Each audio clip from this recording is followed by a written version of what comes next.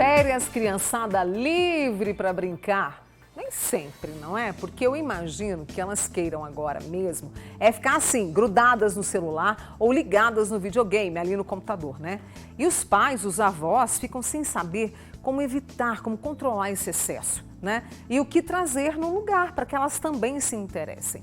E aí nós do Você convidamos a psicopedagoga Esther Guimarães, que está conosco nesta quarta-feira, justamente para te ajudar, né? Porque eu sei que já tem muita criança de férias, né, Esther? Com certeza. Boa tarde, muito obrigada por estar aqui comigo, É um viu? prazer enorme, Mônica, muito obrigada. Porque esse é o caminho, as crianças falam, nossa, acabou, já cumpri minha missão na escola, aí vão para o celular.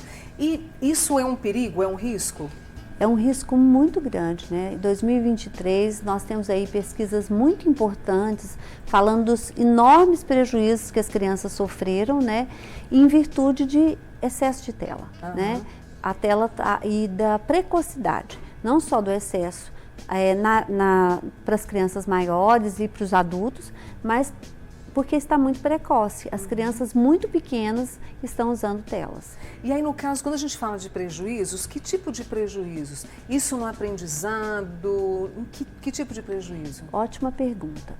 Então, primeiro que o uso de tela, ele causa uma disfunção executiva na criança. O que significa isso na prática, né? Significa o seguinte, que a criança, quando ela está fazendo alguma coisa, Mônica, por exemplo, ela está brincando, aí ela tem que tirar o brinquedo do lugar, ela tem que colocar aquele brinquedo de uma forma organizada para ela poder desenvolver a brincadeira dela, ela tem que criar, ela tem que usar a mente dela de uma forma criativa para criar na própria mente várias situações possíveis do que vai acontecer com aquele brinquedo, se é uma boneca, se é uma panela, se é um quebra-cabeça. Então, nessas atividades, a criança está usando o aspecto cognitivo. Quando ela está usando as telas, ela está só receptiva. E isso, ela tem muitas informações, mas essas informações não são sedimentadas dentro da memória profunda. E aí causa um transtorno. E aí não tem concentração, não tem foco, não tem interesse. E não tem aprendizagem. E não tem a aprendizagem tão necessária para a construção do conhecimento, não é, Esther? Não só do conhecimento, porque o que tem as telas afetado muito mais é a vida social das crianças. Das crianças, né? As crianças estão cada vez mais introspectivas, mais solitárias, achando que aquele mundo virtual é um mundo que ela deve viver e ela não dá conta de lidar com o mundo real, que é o mundo que nos apresenta a todo momento. Exato. E se você está vivendo essa dificuldade, né, a gente quis trazer porque tem muitas amigas, muitos amigos que estão neste momento agora, né, e a Esther sugeriu para que a gente falasse, está com dificuldade, não sabe o que fazer? Participe com a gente, 998971000 e você manda a sua dúvida que a Esther está aqui conosco. E a gente tem a participação de outros amigos também, Esther, e a primeira pergunta que vem para essa nossa conversa é do Valdeir de Lima. Vamos acompanhar. Bom, eu gostaria de saber aonde que as telas mais afetam as crianças hoje em dia. Porque a gente vê as crianças muito envolvidas com as telas, né? Seja de TV, de tablet, de celular. E eu tenho certeza que está afetando em algum lugar. Então, você até disse pra gente que essa questão cognitiva, né? Sim, mas não só cognitiva, né? No aspecto motor da pessoa, do próprio sujeito. Da criança que está ali, né, o tempo todo parada, hipotônica, sem desenvolver a sua musculatura. Então, as crianças estão desenvolvendo problemas severos na coluna, problemas muito sérios de visão, na audição, porque muitas ficam com fone. Então, as telas, né, os jogos, né, principalmente, que você fica lá só mexendo com os dedinhos, né, Mônica? Fica assim, não é? Só mexendo com os dedinhos. Não tem que mexer com outra parte do corpo. E essas partes que ficam paradas, elas vão ficando o quê? Em desuso. O corpo vai entendendo que aquilo não tem muita importância, só que na hora que eu preciso andar, que eu preciso me sentar para escrever, que eu preciso desenvolver uma atividade física, as crianças estão sem forças para poder fazer. Sem força muscular. Olha, isso é muito grave, Esther. Exatamente. Porque não tem força, né? É gravíssimo. Assim, a situação foi muito observada pelas escolas, né? Na escola da cidade, a gente tem observado, assim, que a qualidade física das crianças teve assim, um declínio assim, muito considerável, muito. A gente está falando de crianças de qual idade e os adolescentes também estão neste balaio? Então, os adolescentes de uma forma pior, né? Porque os pais acham que os adolescentes estão num lugar seguro. E a internet não é um lugar seguro, né? Esses dias a gente, assim, aconselhando uma família, falando da preocupação que nós tínhamos com aquela criança, quando os pais foram verificar, ela estava em contato com uma pessoa que era, na verdade, um jovem, um senhor, né, que provavelmente estava ligado à pedofilia. Pedofilia, né? Porque se estava ali em contato com uma criança, gente, boas intenções a pessoa não tinha, né? Porque senão ela se apresentaria como um senhor. Ela não se apresenta, ela se apresenta como um jovem. Enfim, são muitas disfunções que têm prejudicado as crianças. Né? Isso é muito sério, né? E até tem uma amiga minha aqui, olha, Mônica, o meu neto que é um celular, ele tem 7 anos, o que ela faz? Não dá. Não dá mesmo, né? Não dá, não dá. Eu acho que, assim, nos Estados Unidos, né, os grandes empresários, né, os filhos deles não usam telas antes dos 16 anos.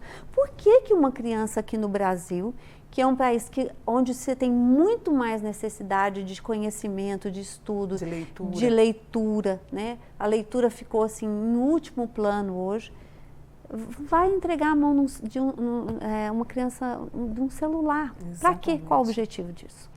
E aí tem a Patrícia, que está assistindo a gente lá do Pequis. Patrícia, um beijo para você. Ela pergunta aqui, qual o tempo ideal? Até a Esther trouxe para a gente, né? Justamente isso. Vamos fazer o seguinte, eu vou fazer uma pausa e trago a pergunta da Patrícia e já tem mais perguntas chegando aqui para você. E a gente quer saber justamente isso, qual a idade, como é que a gente pode fazer de forma coerente e segura, tá bom? Então, junto com a Esther, eu vou para o intervalo, já nós estamos de volta, tá? Deixa eu trazer mais um estudo que foi publicado no Jornal dos Estados Unidos e que trouxe um alerta importante, é sobre isso que nós estamos conversando hoje. O uso exagerado de telas pode interferir diretamente no desenvolvimento cognitivo e emocional. E como a gente está em tempo de férias, né? A criançada, ou a criança, ou adolescente, o que eles querem? Tá ali o tempo todo no celular. E aí eu estou recebendo aqui hoje, né, a psicopedagoga Esther Guimarães. E nós temos a pergunta da Patrícia, né, Esther, que eu trouxe, e temos também uma participação que eu gostaria de trazer, que é uma pessoa que conversou com a Tatiana e que eu acho que tem a mesma dúvida, que é em relação ao tempo na tela. Vamos ver? A minha pergunta seria qual é o tempo ideal necessário para crianças de 0 a 3 anos de idade ficar na frente de uma televisão, por mais que a gente sabe que algumas crianças ficam, né, passando, tipo assim, a minha média acho que é em torno de 45 minutos a 1 hora, tem pais principalmente que deixam a criança 3 horas, 4 horas na televisão, querendo ou não, isso não é o ideal, né, para uma criança ter mais convívio com os pais e com os familiares, sobre perguntas do dia a dia, do cotidiano, que querendo ou não, isso interessa muito na vida de uma criança, em vez de você ficar na frente da televisão, perdendo a maioria do tempo. Então, a gente está falando dessa questão do uso exagerado das telas e o Cauê trouxe essa pergunta junto com a Patrícia. Qual é a idade ideal, por exemplo, celular, computador? A gente tem essa faixa etária, Esther? Temos assim, determinações, assim, que são orientações, né, para o melhor uso, né, para um uso mais adequado. Adequado, né? Então, de 0 a 2 anos, 0 tela. 0 tela. 0 tela. Aí, a partir de 4 até 6 anos, né, no máximo 1 hora, né, de tela. De 6 anos até os 10, a gente vai manter nesse máximo de 1 hora também. Né? A partir de 11 até 18 anos, a gente pode aumentar um pouquinho, né? Eles recomendam até 3 horas. Eu, particularmente, acho que é exagerado. Que teriam que ser, assim, por volta de 2 horas no máximo. E tudo isso que é feito com tela, gente, tem que ser supervisionado. Vocês estão colocando os filhos de vocês abertos para o mundo. E se a criança está num lugar, ela vai estar com a supervisão de um adulto. Mas se ela está na tela, ela tem que estar também o tempo todo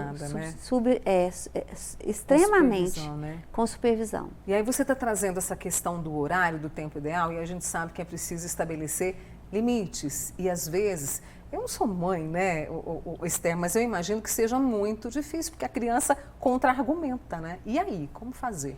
Então, teve uma situação peculiar que eu vivi ontem com um paciente.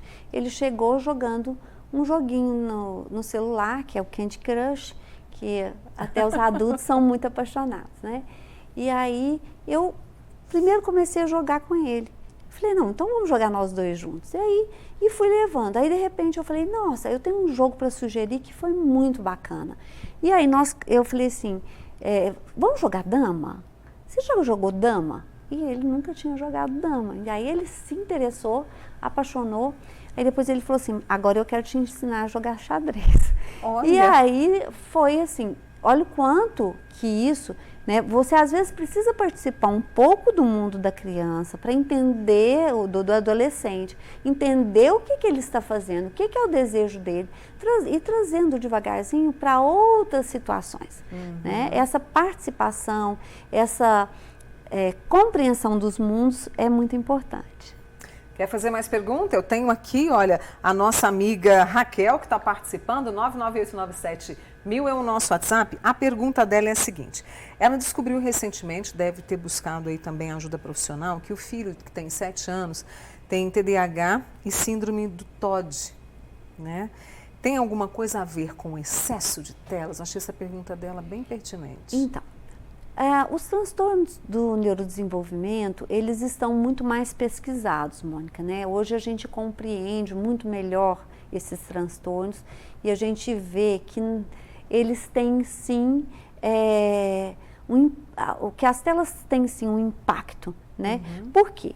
Lembra que eu falei das funções executivas? Sim. Então, as funções executivas, elas são formadas a partir do momento que a criança começa a executar. Por exemplo, a pegar a roupa dela, a guardar nas gavetas, a ajudar a mãe na tarefa. Por exemplo, primeiro lava a louça, primeiro ensaboa a louça, depois lava, depois põe para secar, né? E a criança pode participar dessas tarefas todas, da forma dela. O que o adulto precisa de ter é um pouco de tolerância com as dificuldades que ela vai apresentar para fazer essas atividades.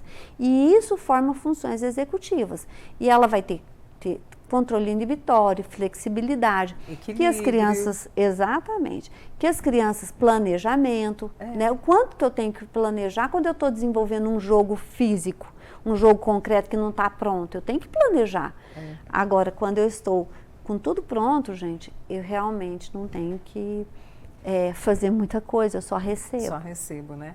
Tem mais uma participação agora da Roselane Gonçalves e também da Franciane Moraes sobre as atividades para tirar as crianças das telas. Chegamos nesse ponto importante, vamos acompanhar. A gente como mãe, né, e avós, a gente tem muita dificuldade em relação à questão de celular para criança, né? Então, eu gostaria de saber se tem alguma alternativa, alguma sugestão que a gente possa fazer para conseguir tirar as crianças da tela do celular para uma atividade que desenvolve a fala, que desenvolve a cognição dessa criança. Com a chegada das férias, qual o melhor método para a gente chamar a atenção das crianças e elas não ficar só na tela o tempo todo? Grandes perguntas aqui para Esther Guimarães, que é psicopedagoga.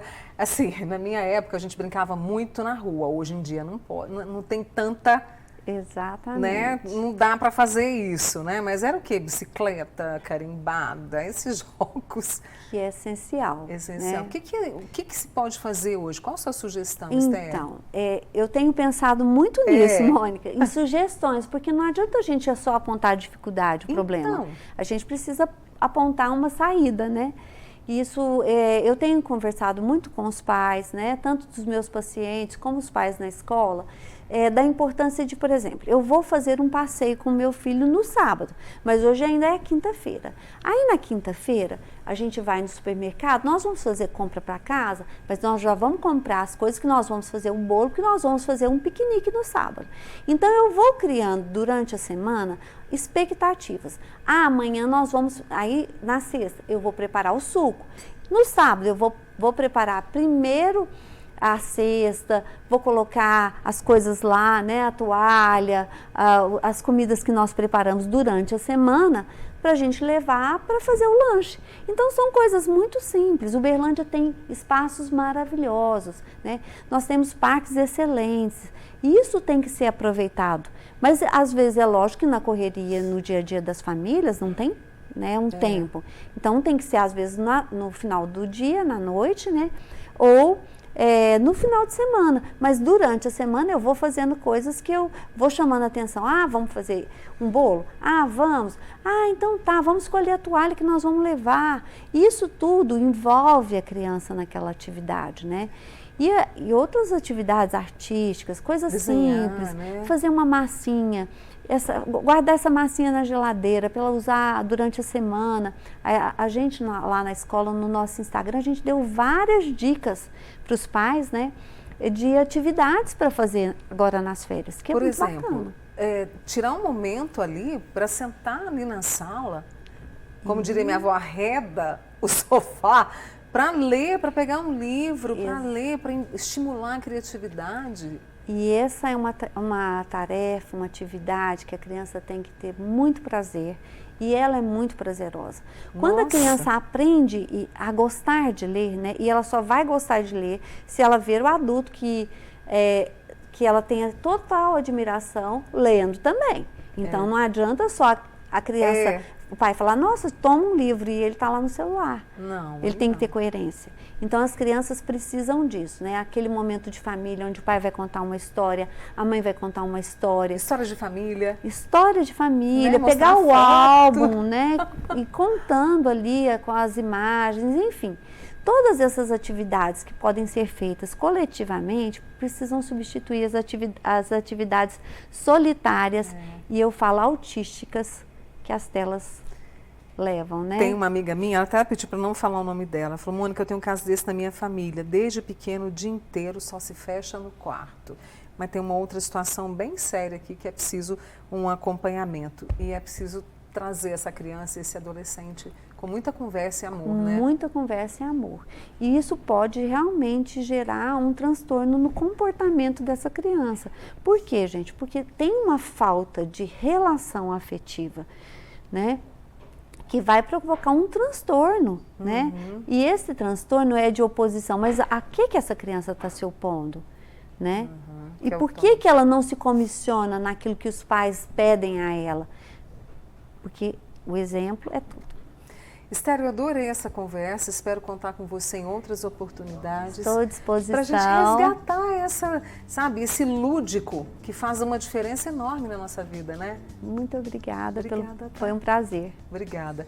Esther Guimarães, psicopedagoga, muito obrigada a você também que participou. E eu vou te pedir um favor, compartilhe essa entrevista. Vai lá no nosso YouTube depois, pegue o vídeo, compartilhe aí com as suas amigas, com os seus amigos, com o pessoal da família, tá bom? Esther, Feliz Natal para você. Para você viu? também, Mônica. Em 2025, bem diferente, melhor ainda, né? Com certeza. Muito obrigada. Obrigada, viu?